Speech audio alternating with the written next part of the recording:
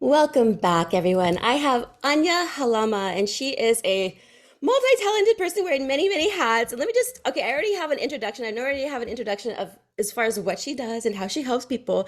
But let me just tell you here, Anya is a millennial manifester, spiritual mentor, a plant medicine facilitator, integration coach, and intuitive digital artist, as well as dot dot dot dot an Reiki master, angel healer, EFT certified practitioner, and okay, I'm gonna have to have a little bit of help with this one. Hopoponopono master. Close. Ho'oponopono. Okay, great. Akashic record reader, angel card intuitive, and law of attraction master. Woo! Thank you so much, Anya, for coming on my show today. I'm so happy to have you here.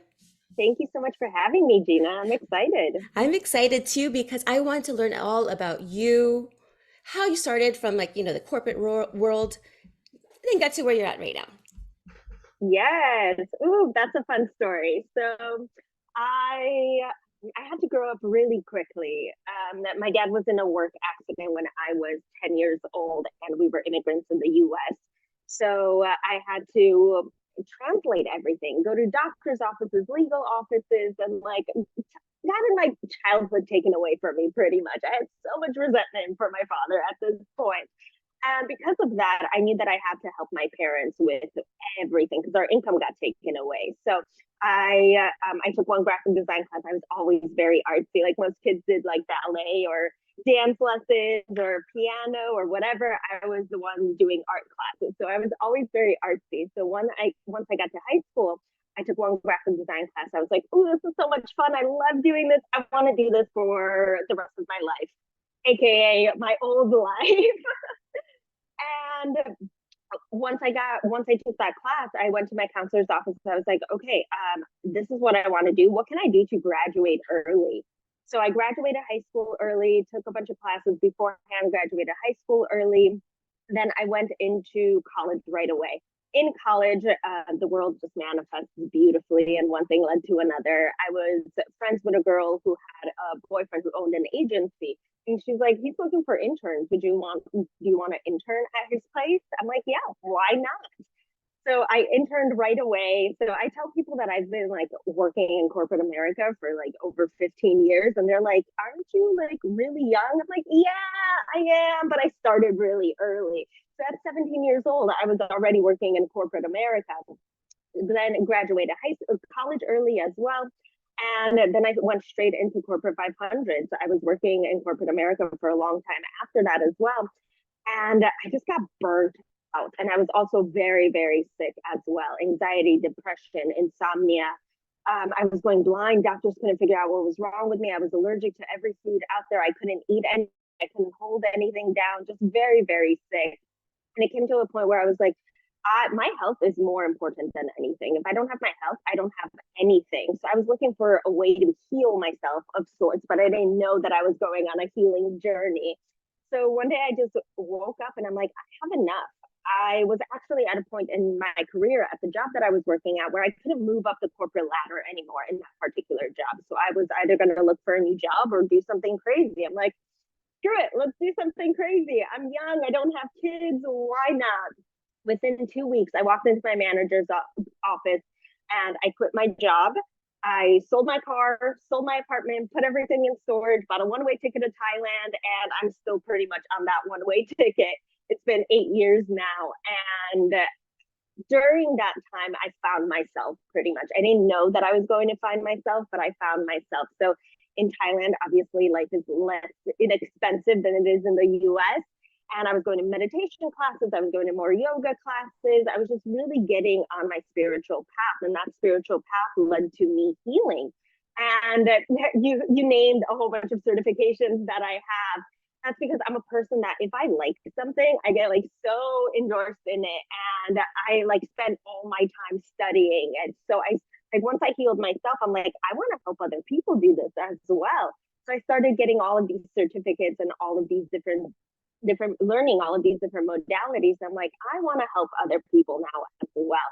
So here's my gift to the world. I've helped myself. Now I can help other people. And that's pretty much how it starts, like with most healers. Like they heal themselves first, and then they pay it forward and helping other people heal as well.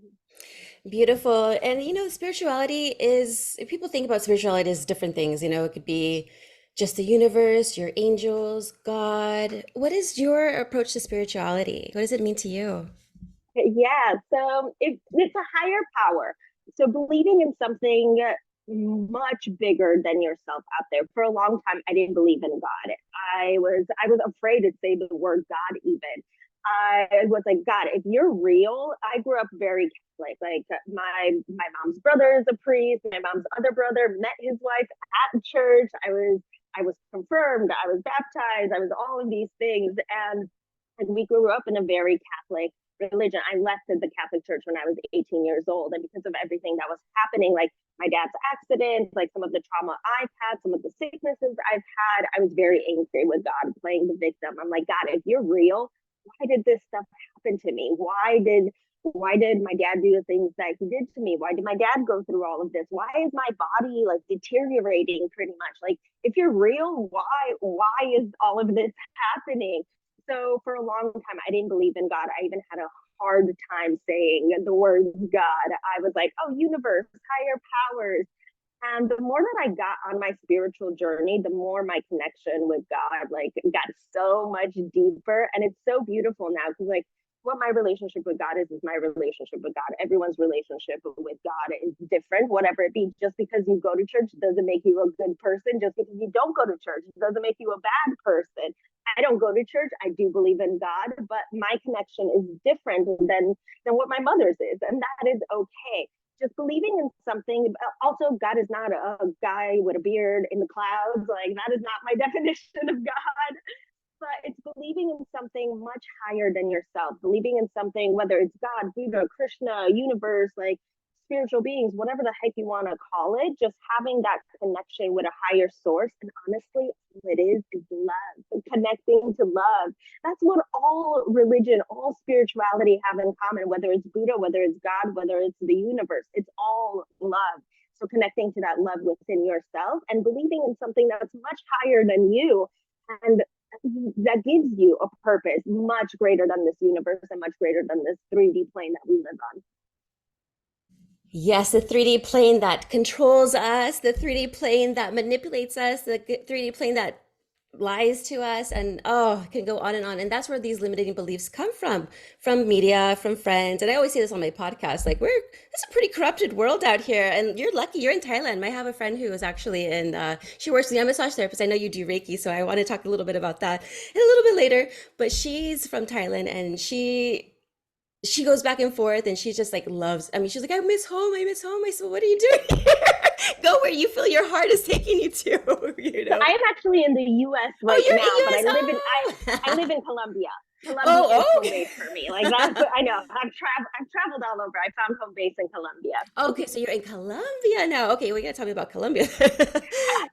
So you've been to different countries everywhere then. Yeah, I've traveled to almost 70 countries, 68, 69 countries all total, but I found home in Colombia. There's Wow. no place like that. I'm in the US at the moment. At Like the moment. I was at a conference and like I was visiting family in Chicago, then I'm going to Burning Man. I'm actually in Wisconsin at the moment visiting a friend who lives with me in Colombia, but he's also in the States at the moment. So fun turn Wow. of events. Okay, you just brought up something for me. Burning Man. Let's talk a little bit about that. Especially if we're talking about, I've never been, but I've been in, I don't know if you know my story, but I am a recovered alcoholic. I don't even think that, I don't even want it anymore. It doesn't even come to mind. People can drink around me, whatever. I'm fine with whatever. It doesn't, whatever. But Burning Man, there's different things that people go do at Burning Man, whether it's art, whether then it's like party, whether that it's this. Can you talk a little bit about that? Because that just like put a light bulb above my head, and I'm like, oh, Burning Man. Oh yeah, because I was supposed to go a long time ago, but it never happened. So it is actually my first burn that I'm going to. So I've never been, so I can't speak about Oh, what really is going to happen. I have no idea, but I am so excited. Burning Man has been on my bucket list for a long time. In my 20s, I partied a lot as well and went to all the festivals, Ultra, Tomorrowland, like Electric Forest, all the things. Burning Man, I know is completely different, but it's been on my bucket list for a long time. And the world like just manifests in such a beautiful way. So I was actually invited to go to Burning Man to serve ancestral medicine. I will be serving a medicine called rape or hape, whatever you want to call it. It is a shamanic snuff. I actually have some over here with me. It is a shamanic snuff with tobacco and other herbs coming from the Amazon. Brazil is really big on rape. Colombia, again, ancestral. I live in Colombia. And we're going to be administering it every night.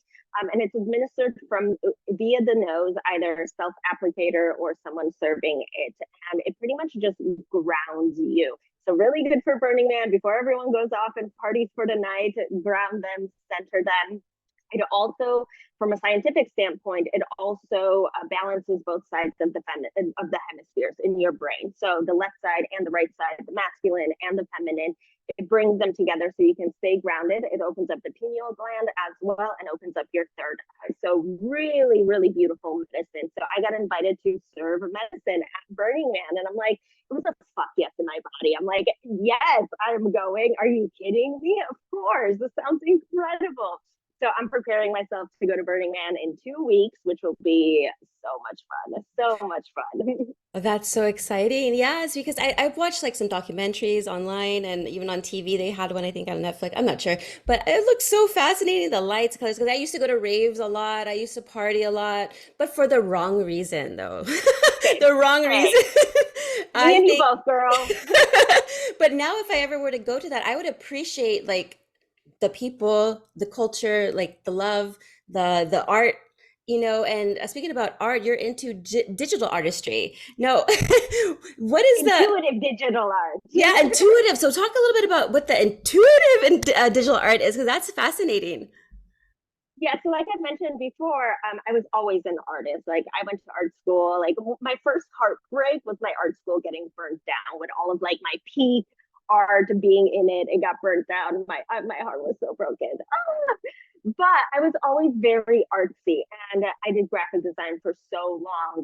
But with corporate America, working corporate America, being a graphic designer, I was confined to a box. Like art just wasn't fun for me at that point anymore. So I took a little bit of a break, and that's when I started coaching actually.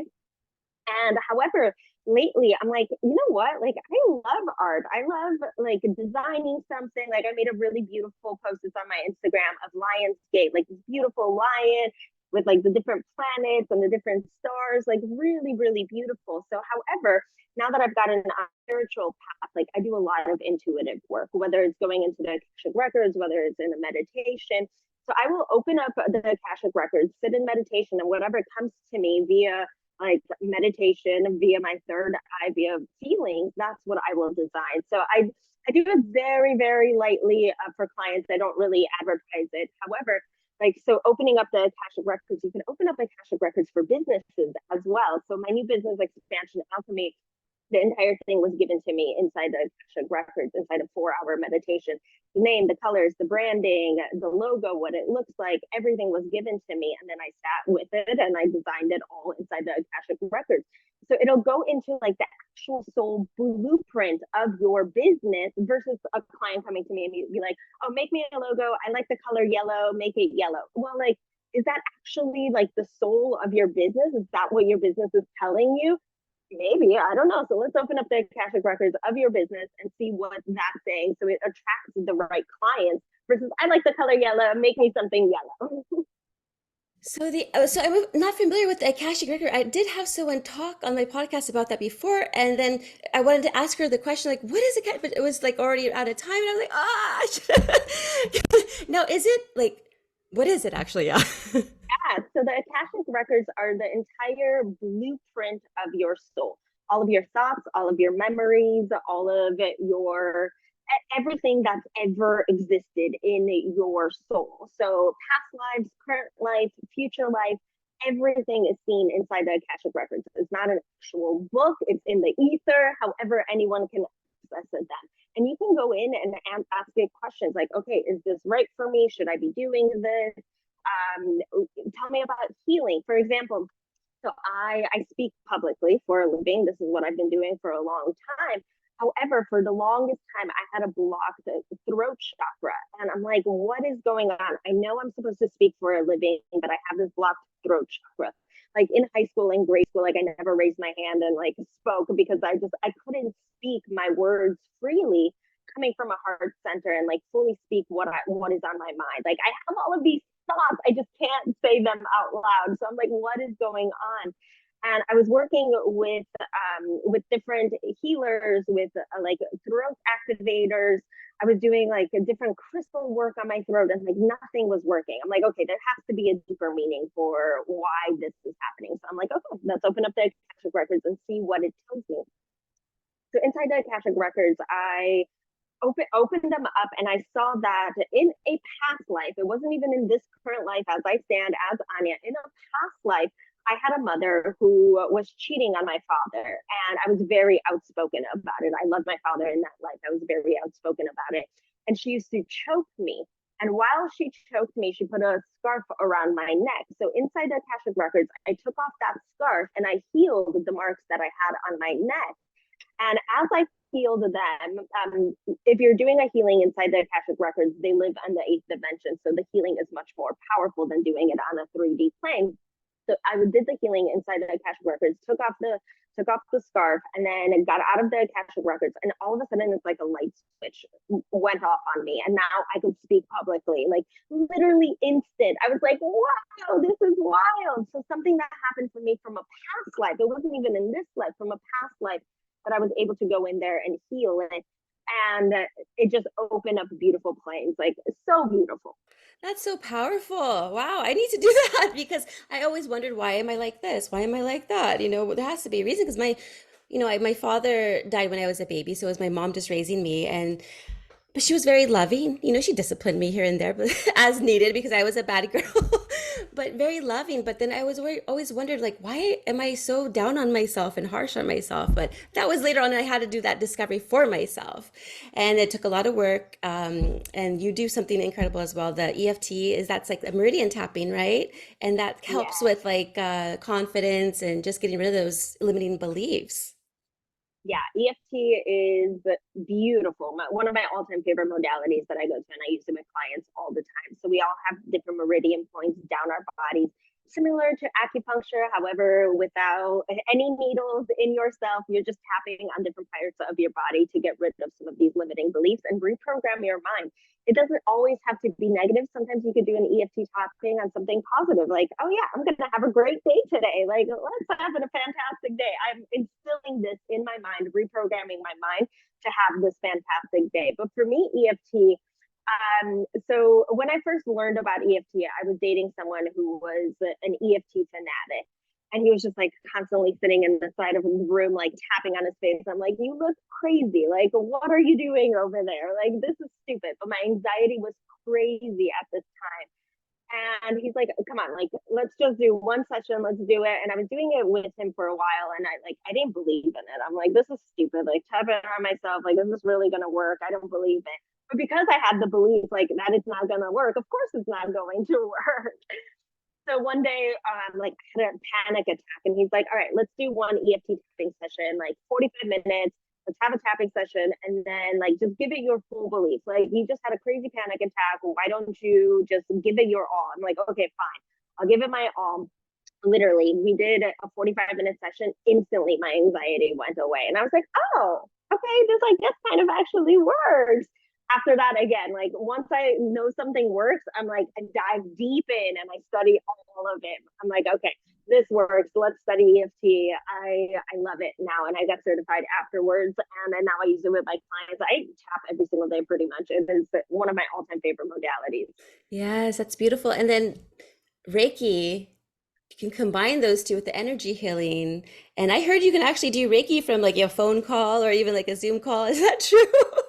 And energy moves wherever energy wants to go. You can do it wherever. You could do distance healings either via Zoom call. Someone doesn't even have to be in the area that you're in. Like even seeing you on a Zoom call, you can do it distance. You can do it distance. I see. Yeah, because one time, so long time ago in 20, I think it was it 2014. Yeah, so I was going through a divorce and of course I was drinking heavily. And one of my friends We were always partying. We were partying together too. But she was like a spiritual healer too. But I didn't know too much about it. And she was like, "Let me do something for you." And she was giving me Reiki over the phone, and I'm like, "So, but calm down," because I was like crying. I'm like, "Oh, I don't know what to do." She'll calm down. I think I needed to calm down. But she instantly, like, I felt relaxed after whatever she did. I was like, huh, like I had taken a big deep breath, and just my shoulders, like literally went down like that, like, huh. Mm, Okay. Okay. That's the first beautiful. step. I need to like relax a little bit, right? And it's incredible. Like I love Reiki. I love all like I've had acupuncture done, but consistency is one thing that you definitely need to do. If you're trying to get into something and then you're not consistent, it's not going to work. Would you agree Exactly. that like in order for us to heal, we need to be like on top of it and do it like a daily practice, like we brush our teeth, we should be doing these practices? Yeah, one of my all-time favorite, Jim Rohn, work harder on yourself than you do on your business. One of my all-time favorite quotes, because yeah, we have to consistently keep wanting to get better. For me, my spiritual journey kind of began. So I was very, very sick, and I was dating a guy. I was still living in Chicago before I went off on this spiritual crazy journey. I was dating a guy whose dad was a holistic doctor, and he's like, "Well, Western medicine isn't working for you anymore. Why don't you go to my dad and try Eastern medicine?" I'm like, "Okay, sure, why not?" So I go over there, and again, I didn't have the belief, like, yeah, this is gonna work. Like, this is just a whole bunch of like hocus pocus woo woo shit. Like, is it really going to work?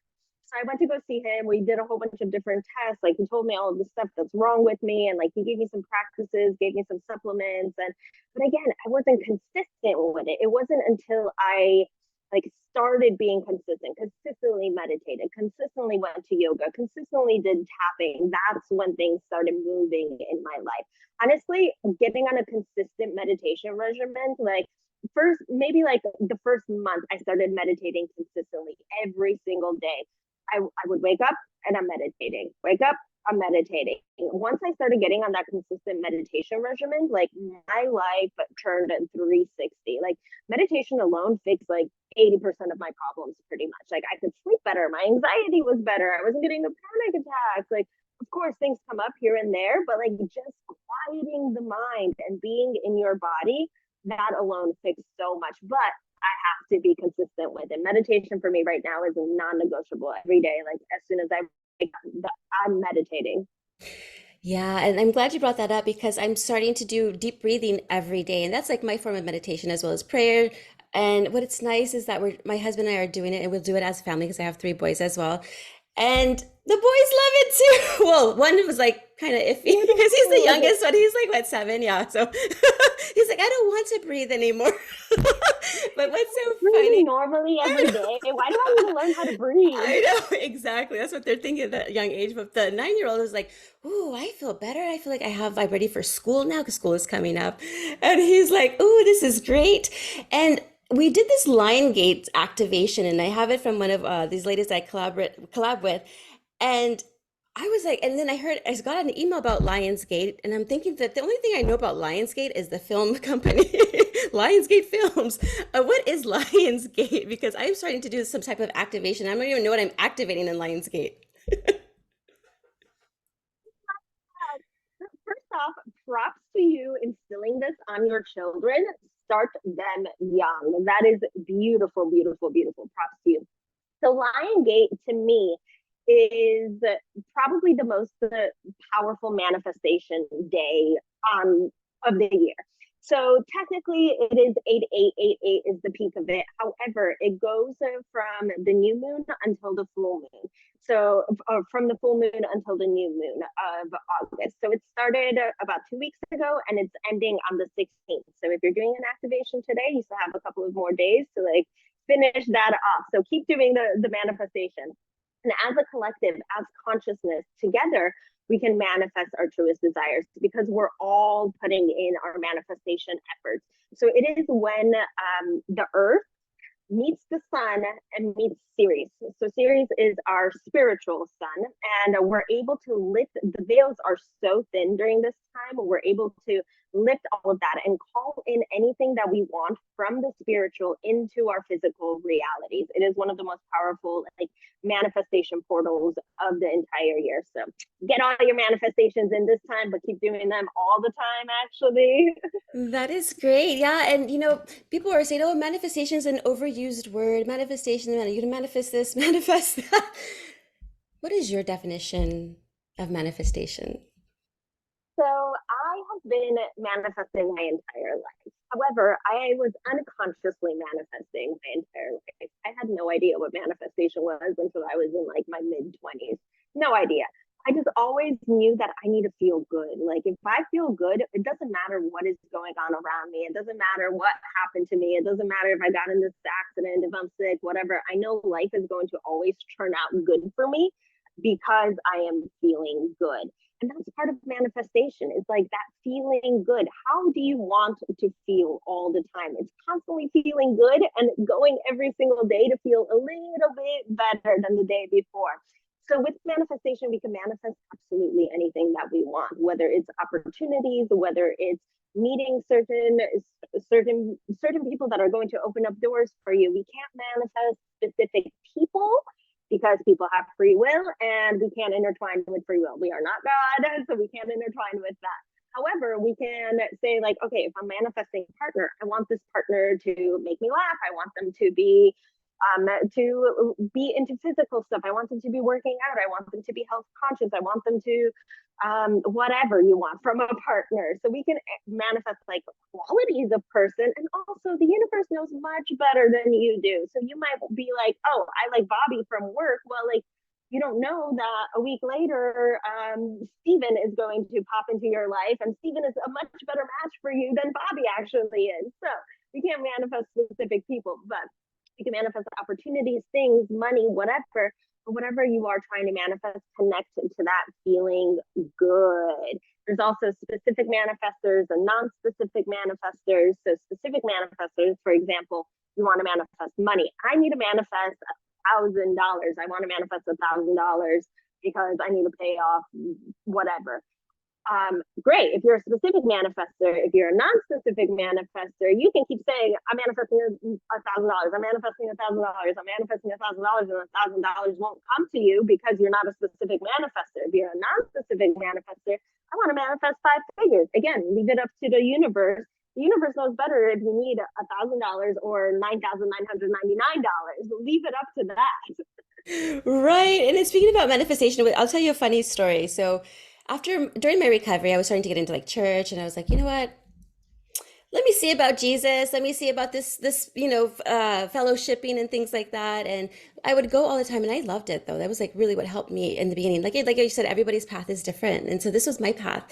And there was always like a prayer request box, and so I would always write, because I didn't have my kids were separated from me at the time, because I was previously married, and I wasn't looking for a guy, mind you. I was like, okay, I've been already broken up with the youngest child's father. Like it was been like 2 years, 2.5 years, or 3 years.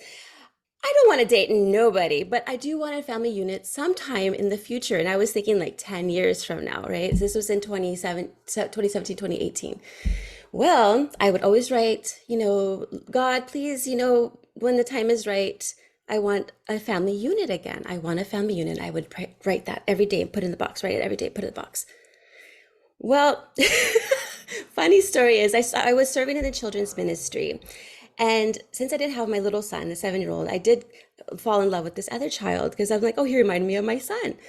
And I was like, oh, I love working with him. He's so cute. I love all children. I love children. They are just like, they bring so much joy to my heart. I love them all.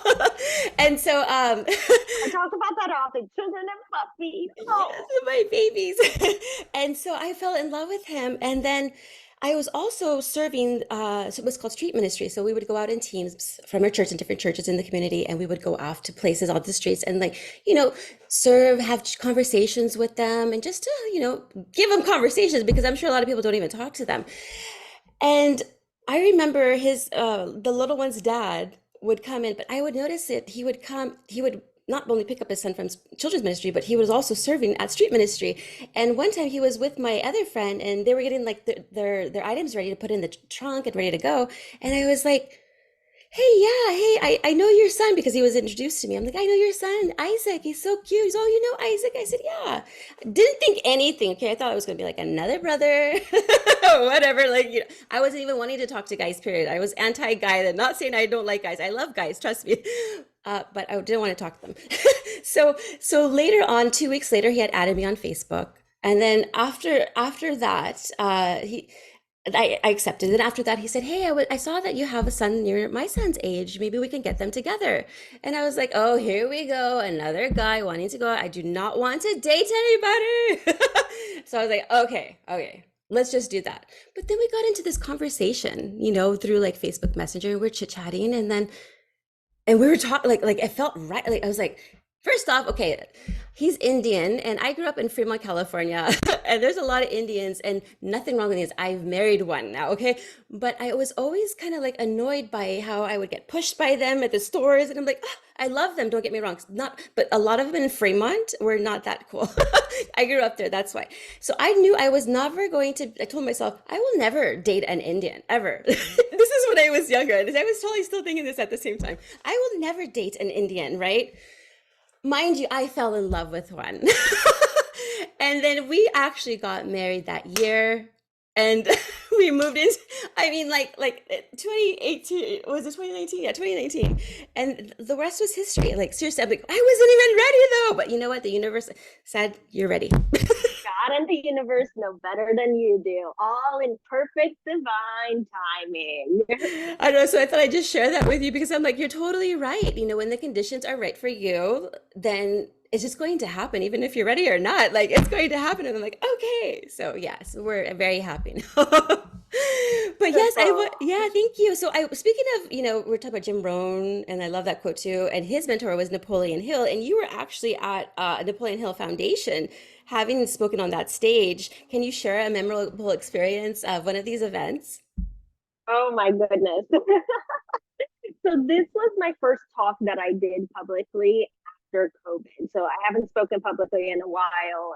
And oh my goodness, I pick up the microphone and like all of a sudden I stop myself in my tracks, like nothing's coming out again. I was like, not this again. And this is once I've already healed my throat. I was like, not this again. I'm like, I was so nervous. I haven't spoken publicly in 2 years. It was COVID. I was like, no, all of our stages got taken away. And thankfully, my talk, I had it split up into 2 days. Most people that talk, they talk for 2 hours straight, like one day.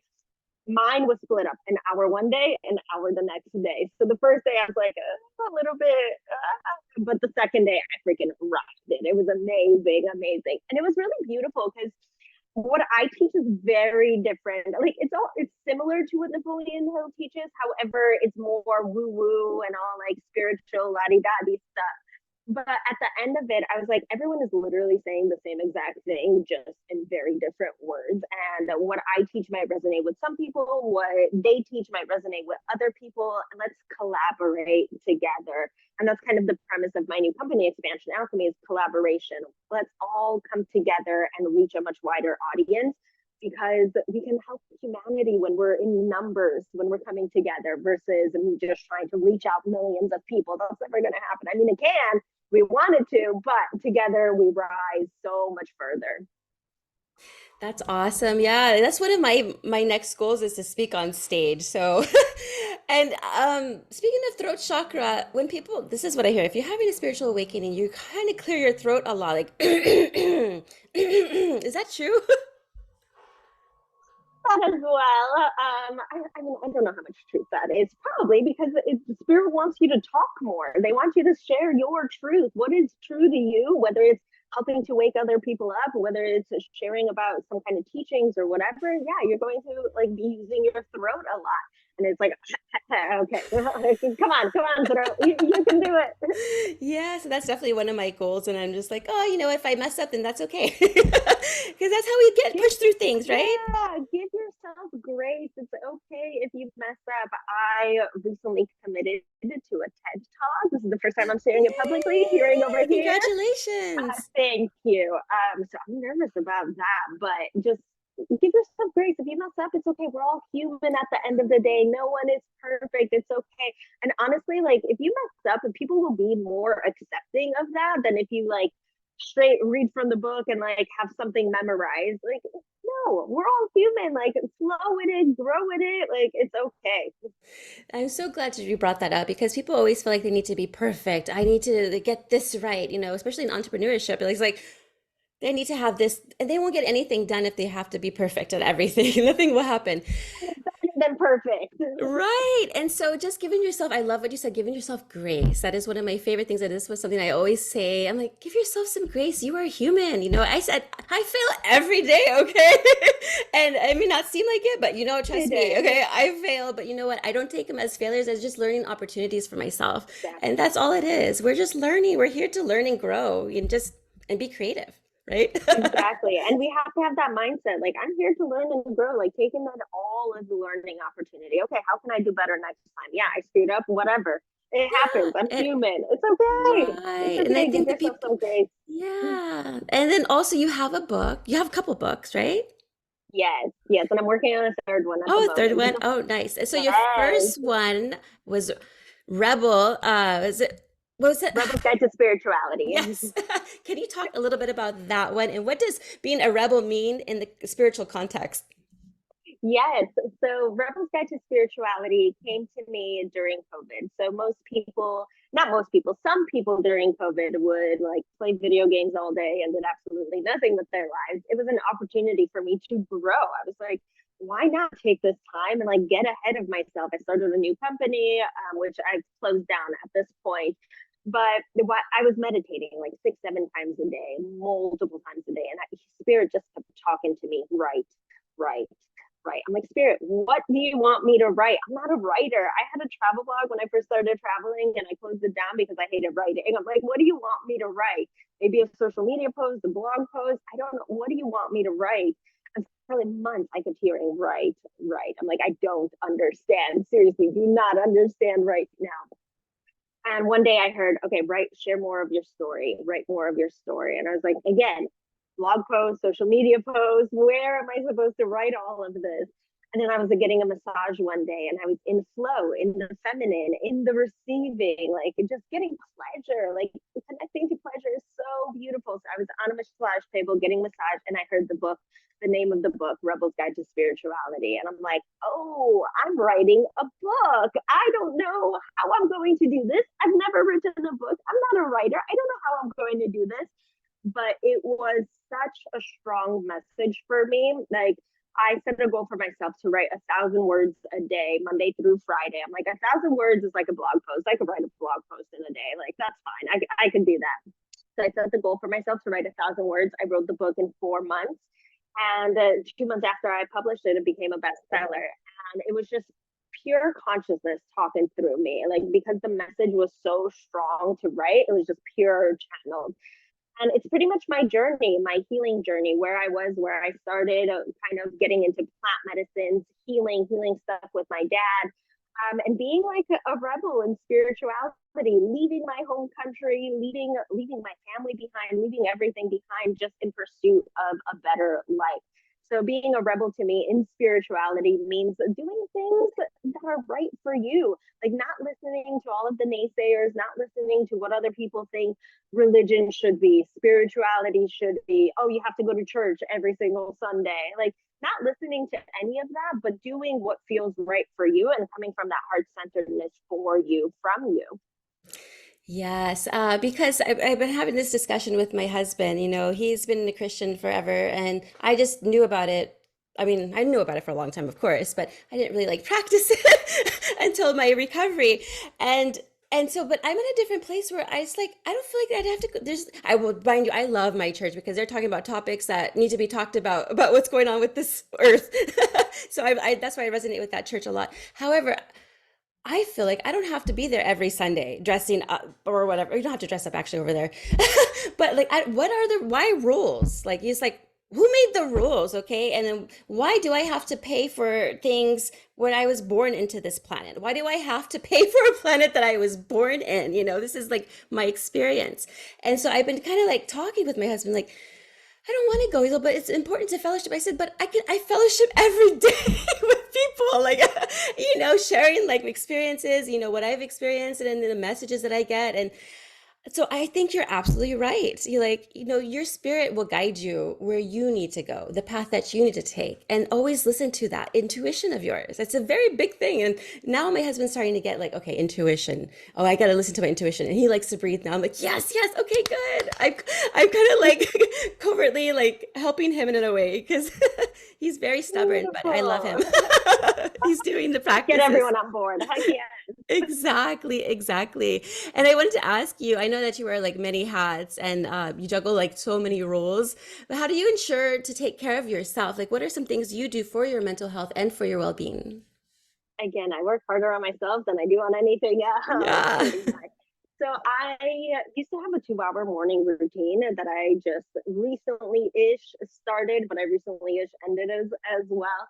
My routine was never really like disciplined ever. Like I'm also a person that I'm like, oh, I'll flow. I'm in my feminine. Like maybe today I feel like dancing. Maybe today I feel like lifting weights. Like whatever it is. So I never had a fully instilled routine other than meditation. I've been meditating like 6, 7 years now, which I wake up, I meditate. That is a non-negotiable for me. That is consistent and will stay consistent pretty much for the rest of my life. Like I love it. So October-ish, November-ish of last year, I'm like, okay, I'm gonna like work even harder on myself and like really dial in my morning routine. So I dialed in a 2 hour morning routine. And about a month ago, I'm like, okay, I can't be spending 2 hours every single morning. And that is before I go work out. That's another hour and a half. And like I'm starting work at 12 o'clock. I'm like, okay, I can't be doing this. Like I need more me time. Like me time is great, but I need to also get to work and like start doing stuff before the day to be productive. So I've dialed down my morning routine. Now it's about an hour. So I'll wake up every morning, I'll meditate, non-negotiable. Then I'll journal. Then I'll pray, and then I'll walk to the gym. And the further away gym, which is like a 25-minute walk versus the one that's like a 2 minute walk from my house. So I go further away. So I get some cardio in before the gym. And then I'll also listen to my affirmations while I'm on the way to the gym. So like habit stacking, atomic habit, like fantastic to stack those habits. And then I'll go work out, and then I'll come back. I'll listen to an audiobook or some kind of feel good audio while at the gym, and then walk back and then listen to another audio. And then throughout the day, I have several alarms set where I connect to some kind of spirituality, whether that's like I have several alarms that go off. For example, at 3:33, I'll do like a manifestation or like a mini breath work session or some kind of affirmations or some kind of journaling, something. So I have several of those throughout the day. So I'm like taking a break from all of reality and just connecting to myself and connecting to source throughout the day as well. And then in the evening, I do my gratitude, and then I'll do another meditation before I go to bed. Wow. Yeah, that's a great. And it's all in practice and I like how you stack them. And like so when I do my makeup, I'll listen to like podcasts and anything inspirational. When I'm going to about to go to bed, I'll do some deep breathing. When I wake up, I just do some stretching as well. So those practices are wonderful. Now, where can our guests follow you? Yeah, so I'm on Ania Halama or Ania Travels. My social media is Ania Travels. My Facebook's Ania Halama, but also my website, aniahalama.com, and everything is pretty much linked on my website. Yes, and I will also put everything in the show notes. But is there anything else you would love to share? Just be you. Continue exploring that journey. Continue just finding what works for you. We've named you several different modalities. I do a lot, but I found that those are the ones that work for me. Maybe meditation doesn't work for you. Maybe you're more prone for breath work or yoga versus dance, whatever it is. Find what works for you and stick to it. Be consistent with it and just allow the magic of the universe and God to just flow through you, and your life is going to get so beautiful. That was beautifully said. Thank you so much, Anya. Thank you so much, Gina. This was a pleasure.